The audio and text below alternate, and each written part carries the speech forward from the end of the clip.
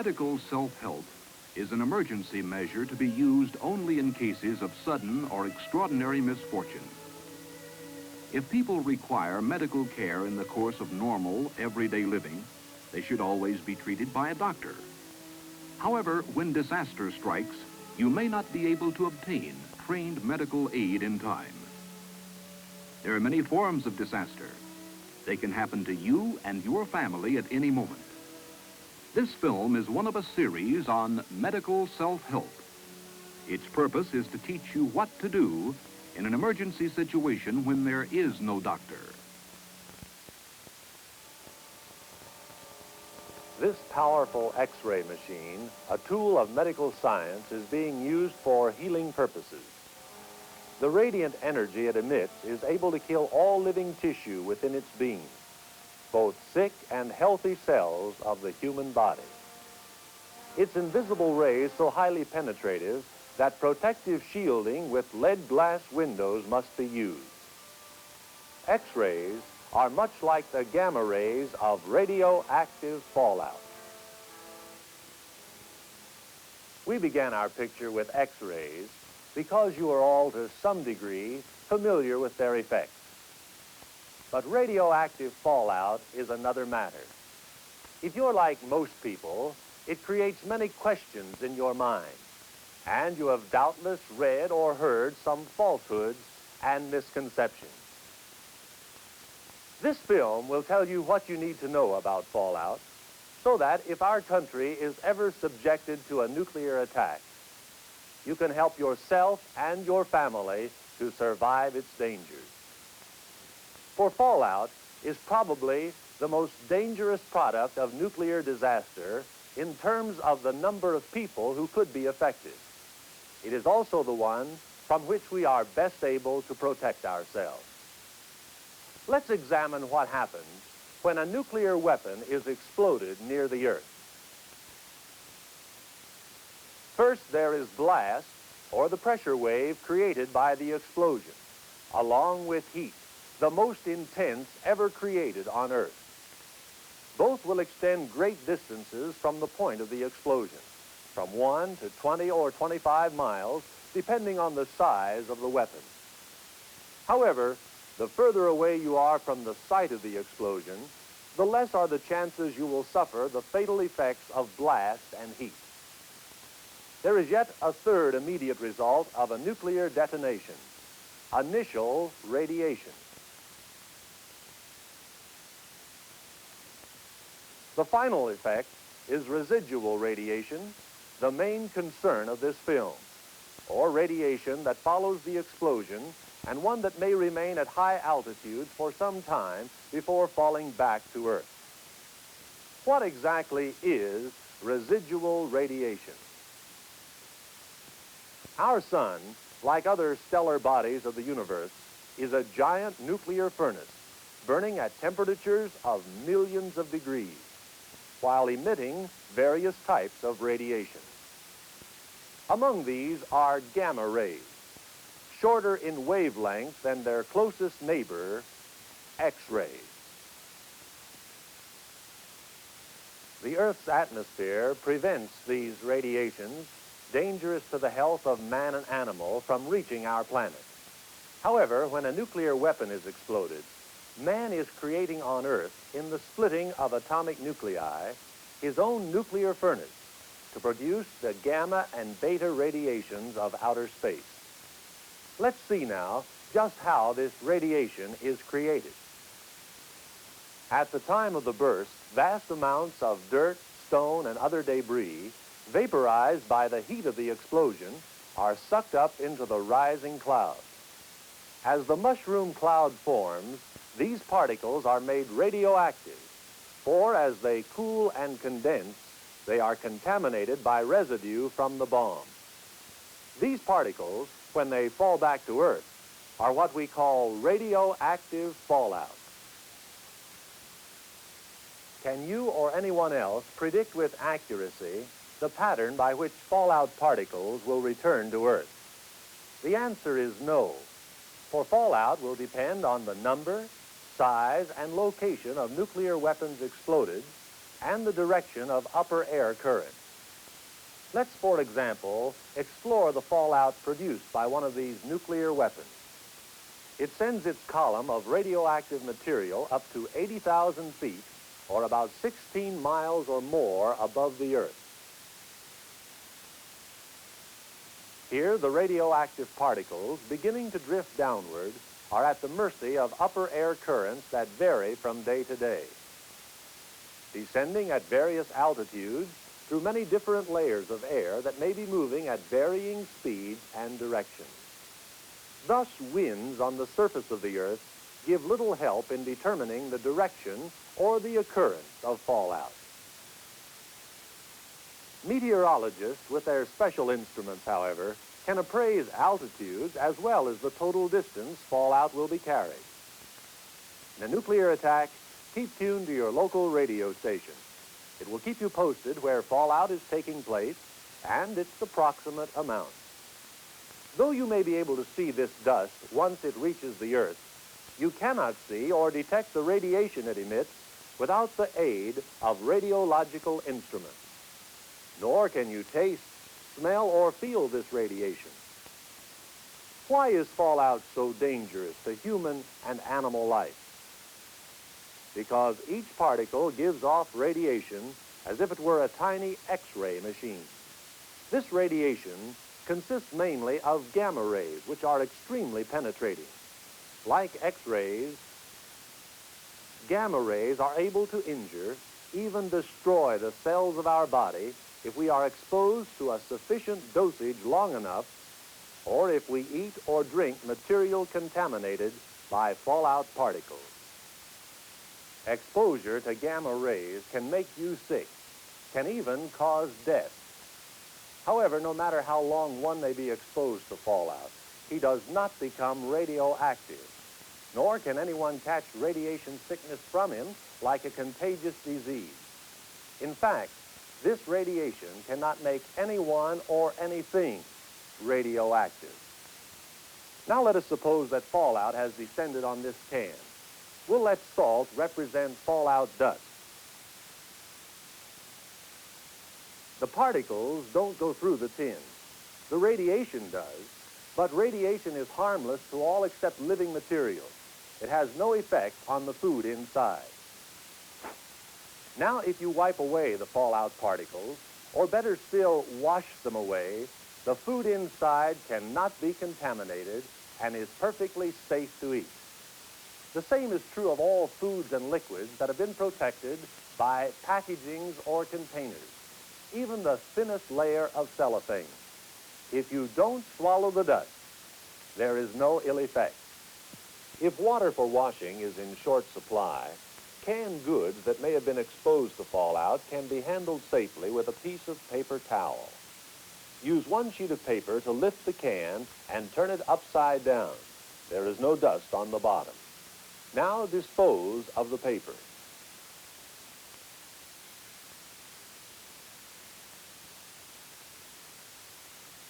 Wipe the sides of the can with a new piece of towel.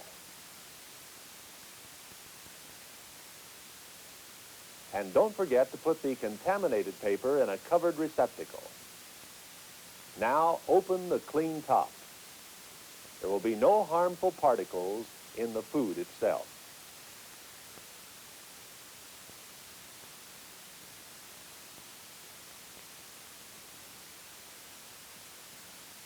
A sealed loaf of bread that has been exposed to fallout can be salvaged in a similar manner. Turn the loaf upside down to expose the bottom, which will be clear of dust. Then dispose of the towel. Now insert a sharp knife through the wax paper at the center of the loaf and cut upwards, making a slot 4 or 5 inches lengthwise. Insert your fingers through the slot and rip the paper slowly open. The bread can be safely removed to a clean plate.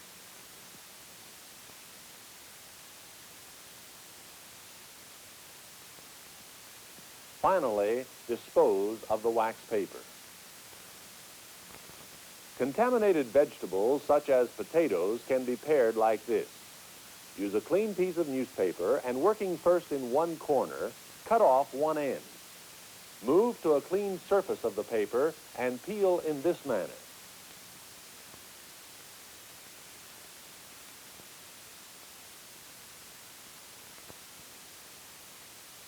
Move to another area of the paper and remove the other end.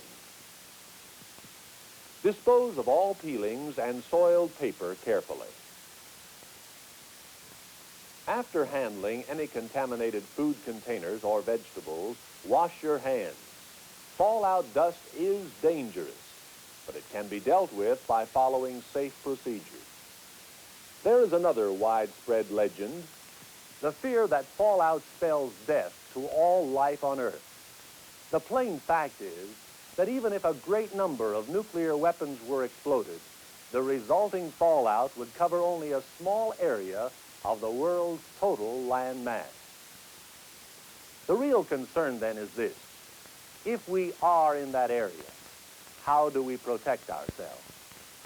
Like X-rays, radiation from fallout can go through almost every kind of building material. Over 99% would pass through glass,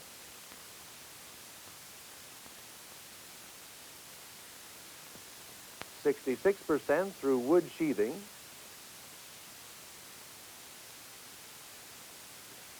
50% through a brick veneer wall. But only 1% of gamma radiation would penetrate 18 inches of concrete. And though it's not a building material, it's important to know that only 1% would pass through 25 inches of earth. Quite aside from the shielding effect of building materials, the intensity of radiation decreases with the square of the distance from the source. Thus, 10 feet away from a particle of fallout, the radiation rate is only 1% of that encountered at a distance of 1 foot. Other things being equal, the central parts of a building are safer. The radiation rate, or the intensity from fallout, decreases with the passage of time. In fact, for every 7-fold increase in time, the radiation will be reduced by a factor of 10.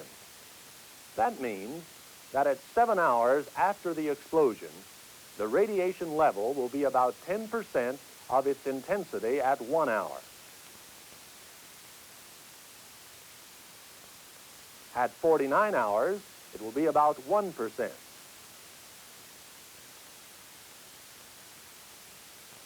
Within 2 weeks, the radiation rate can be expected to decay to about 1/10 of 1%.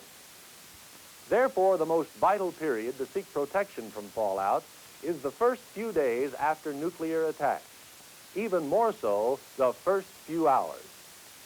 But remember, even with the passage of time, a low level of radiation can be dangerous. That is why you may need to remain within a sheltered area for as long as 2 weeks.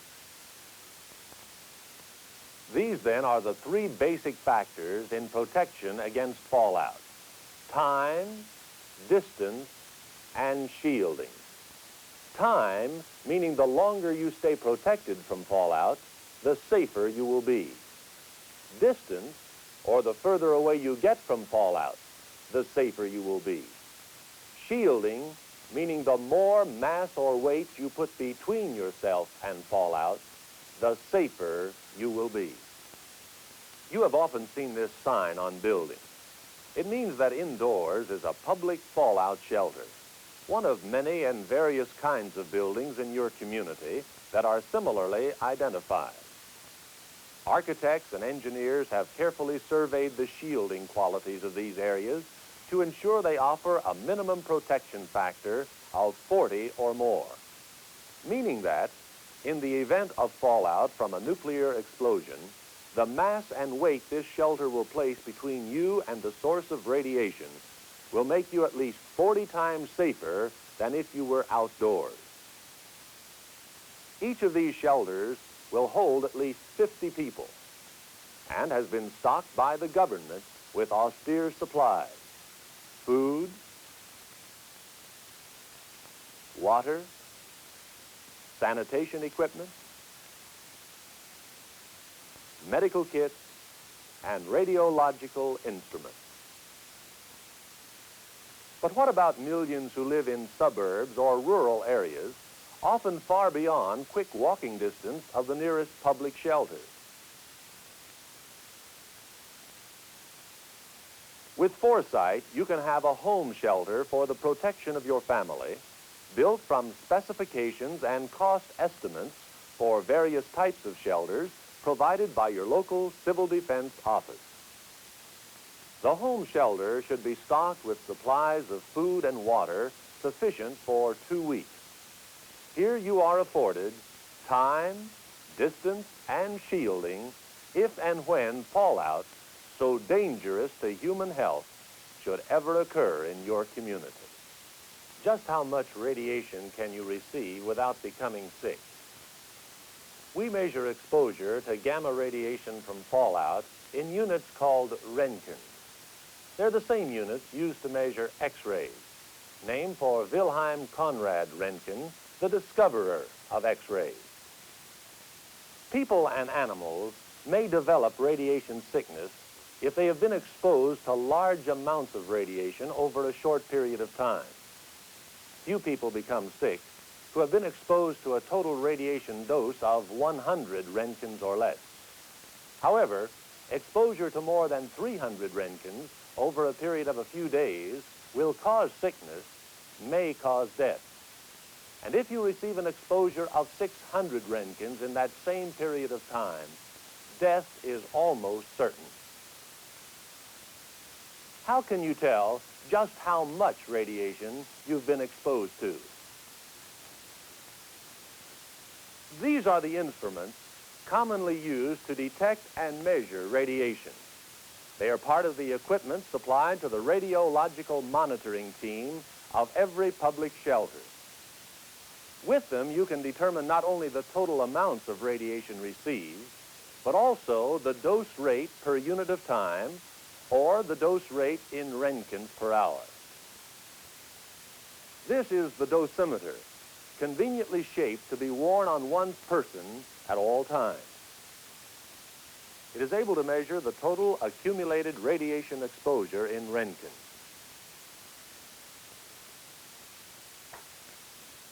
The charger adjusts the dosimeter to a zero reading prior to its use, with each separate exposure to radiation building cumulatively on the dosimeter gauge so that a reading of the total dose is available at any given time.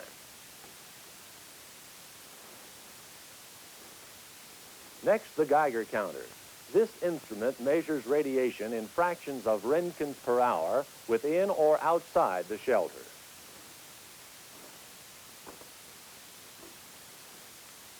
Finally, the survey meter, able to measure higher intensities of radiation that may exist outside the shelter.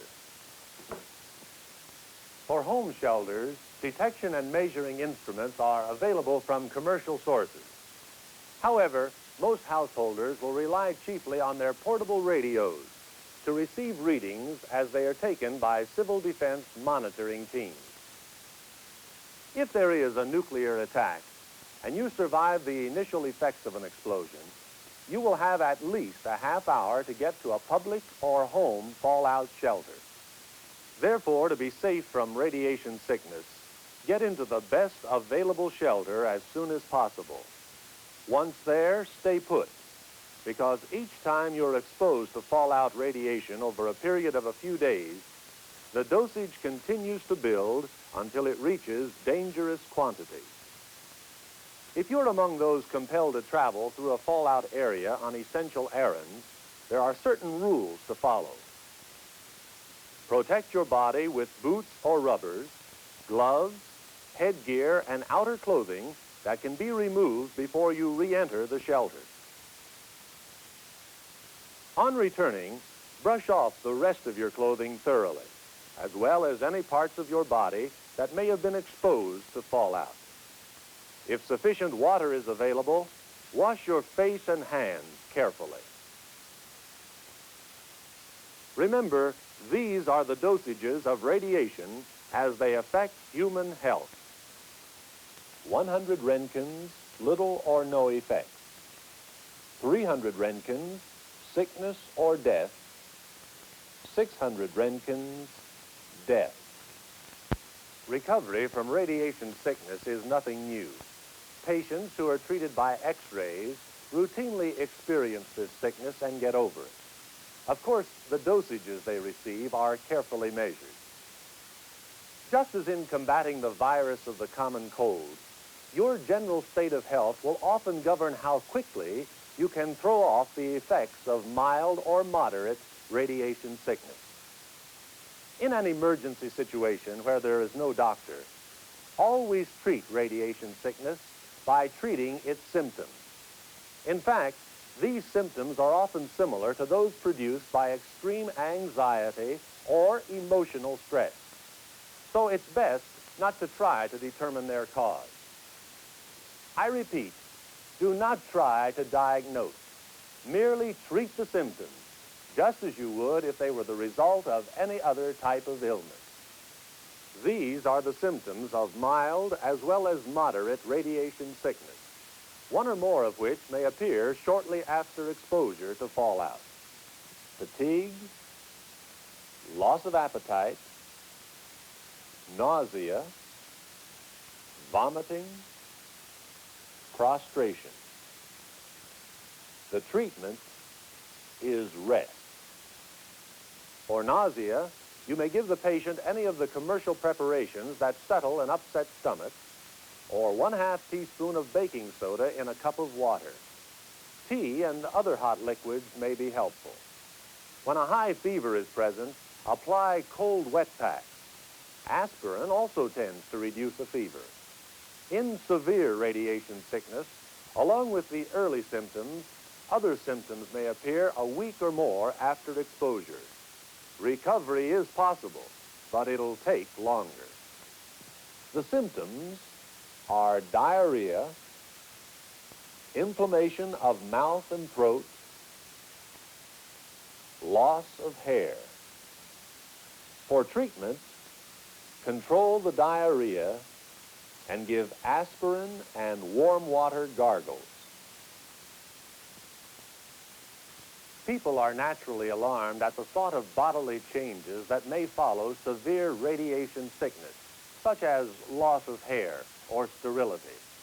These conditions are usually temporary and will disappear with recovery. So I hope we've dispelled another commonly held myth.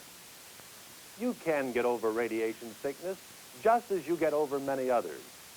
Nevertheless, don't minimize the danger of fallout.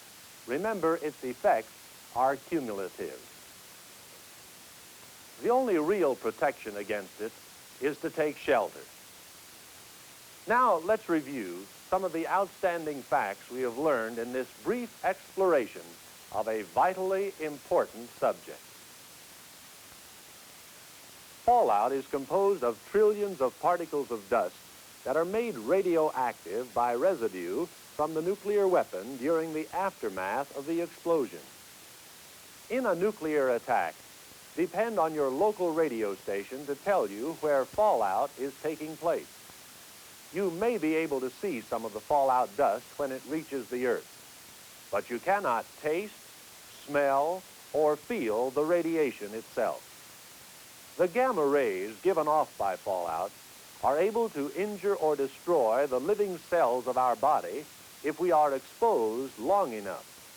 Food or water in containers that prevent contamination by fallout dust is perfectly safe. Radiation is harmful only to living tissues. Packaged foods that have been exposed to fallout should be opened carefully. By following proper procedures, you can eat such foods without danger to health. Radiation can pass through most building materials, but its intensity is diminished in proportion to the weight and mass of the material or the shielding. The intensity also decreases with distance from the fallout. The radiation rate will decrease or decay rapidly with time. It is most dangerous in the first few days after explosion. Thus, the three basic factors that protect you from fallout radiation are time, distance, and shielding. You should know the location of the nearest public shelter in your community. Inside it, you will be at least 40 times safer from fallout than you would be outdoors. And it has been stocked with supplies to sustain its occupants for up to 2 weeks. If you're not within walking distance of a public shelter, you can provide a satisfactory home shelter for your family. Radiation is invisible, but we have accurate instruments with which to measure it in Roentgen units. The dosimeter can be worn on the person and measures the accumulated radiation exposure, the total dose at any given time. The Geiger counter measures radiation in fractions of Roentgens per hour, inside or outside the shelter. The survey meter is used to measure the higher intensities of radiation that may be present outside the shelter. Assuming that you have the protection of a good shelter within a half hour after nuclear attack, you will probably have little or no radiation sickness. If there are victims who appear to have radiation sickness, do not diagnose. Treat the symptoms. Perhaps the most important thing you have learned is to see the danger in its true perspective. Make no mistake, nuclear attack would be a terrible catastrophe. Millions of our people would be killed by the initial blast and heat. Millions more would be threatened by death from radioactive fallout. But that is a threat that can be combated. Can, with knowledge, preparation, and courage, be faced and conquered.